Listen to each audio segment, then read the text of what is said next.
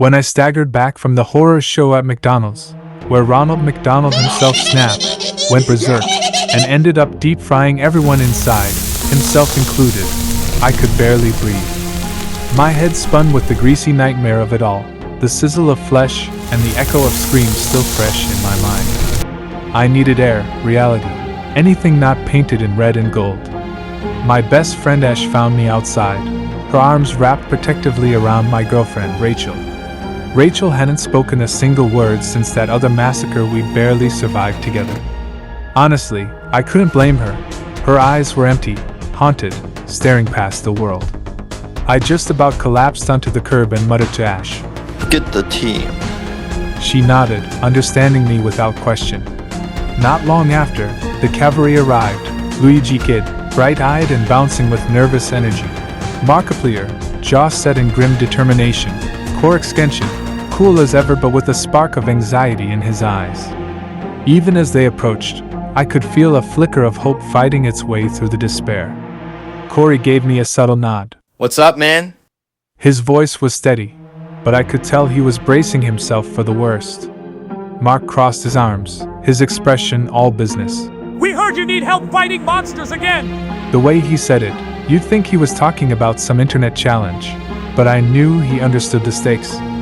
I tried to force a grin, to lighten the mood, but my lips barely cooperated. Alright, YouTubers, this might be the deadliest fight you've ever faced. Forget the jump scares. These things want your souls. The truth was, whoever or whatever was behind these massacres had pushed us all to the edge. They'd toyed with our lives, turned our nightmares into bloody reality. But now, I intended to bring the fight to them. I need you to split up and check out some abandoned places. I said, handing each of them a slip of paper with their assignment. Meanwhile, I'll try to help Rachel get back to normal. She's the heart of this group, and we're not leaving her behind. I tried to sound more confident than I felt. I'm heading to see a local witch. I added, maybe grinning a little too wide to hide how scared I was. Markiplier unfolded his note and smirked, though his eyes were wary. "Freddy's Family Diner, huh? You picked this one for me on purpose, King of FNAF, right?" Luigi Kid bounced on his heels, excitement flickering across his face. Nintendo Land, now that's more my style. Let's go! For someone who'd seen so much, he still had some spark left. Corey just groaned when he read his. "Man, an abandoned school? You better not be sending me after Baldi." I chuckled, trying to keep things light. Relax. Baldi's not gonna be there. Probably. Ash's hands shook as she looked at hers. A toy factory. Brandon, you know how I feel about dolls. Her voice was barely a whisper, and I saw tears welling up in her eyes.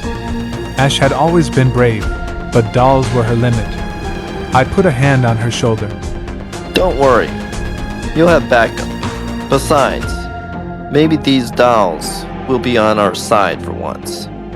I said it to reassure her, but I wasn't sure I believed it myself. Alright, get moving. And try not to die. I barked, channeling my inner drill sergeant, and was rewarded with a few weak smiles. I turned to Rachel, taking her hand in mine. Her fingers were ice cold, but she didn't pull away. Come on, let's go. I whispered. We made our way through the deserted streets to the witch's house, a crooked old place that looked like it had grown from the earth itself. The air around it felt thick, charged with something ancient.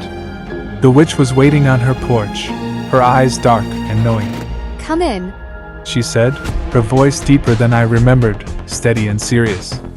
Somehow, she already knew our names. you two have a long and dangerous destiny ahead of you. She intoned, and the weight of her words pressed down on me. I tried to keep my voice from shaking. If you know so much, then tell us. Do we win or not? But before she answered, I pleaded. First, can you help my girlfriend? The witch didn't hesitate. She began chanting, the words strange and lilting, wrapping around us like invisible threads. Suddenly, I felt the tension flow out of Rachel's hand. Her eyes focused, the haunted glaze lifting as if the world had finally let her go. She blinked, her voice clear and fragile. Brandon, what happened? She looked at me, and I saw the girl I'd fallen in love with, not a shell. Relief made me dizzy, but I pressed forward. Now tell us, who's really behind all these killings? I demanded. I needed answers, needed to know there was something we could fight. The witch reached for her crystal ball. It glowed with a strange, inner light as words formed inside. Government. My stomach dropped. What do they want? I asked, the question burning in my mind. The ball pulsed, and new words floated up. They want souls to resurrect a demon.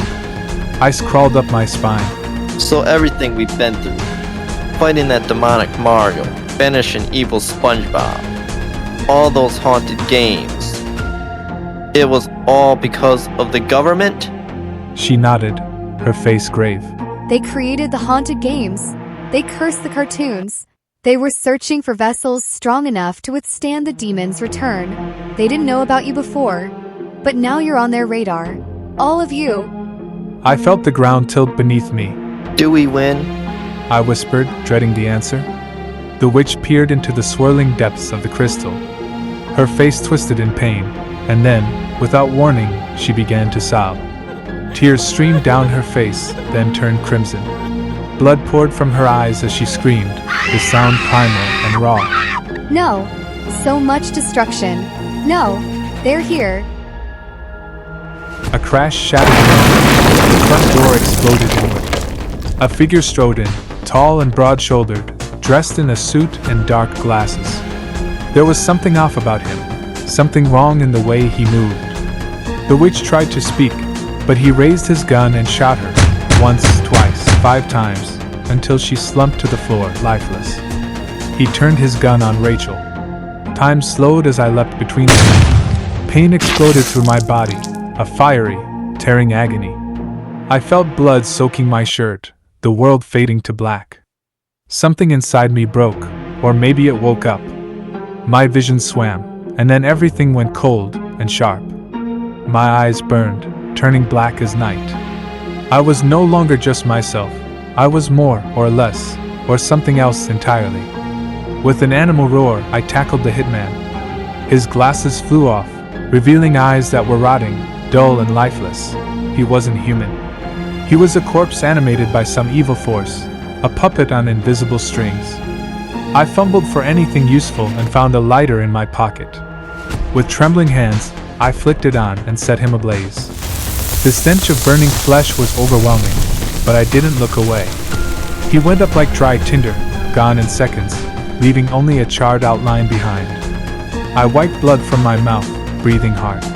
Looks like things just got real. I muttered, half to myself, half to Rachel. Rachel stared at me, her lips twitching into a strange, wild smile. You know, I suddenly really want to have sex.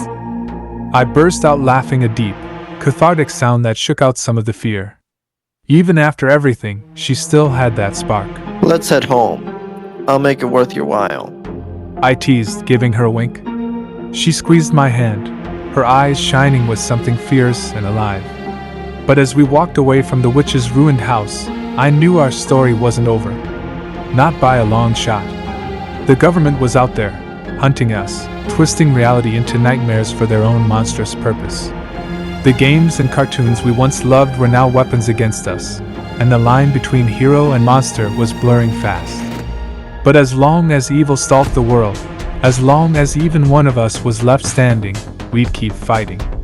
Because sometimes, surviving is just the beginning, and now, it was our turn to play God, or demon, or whatever it took to win.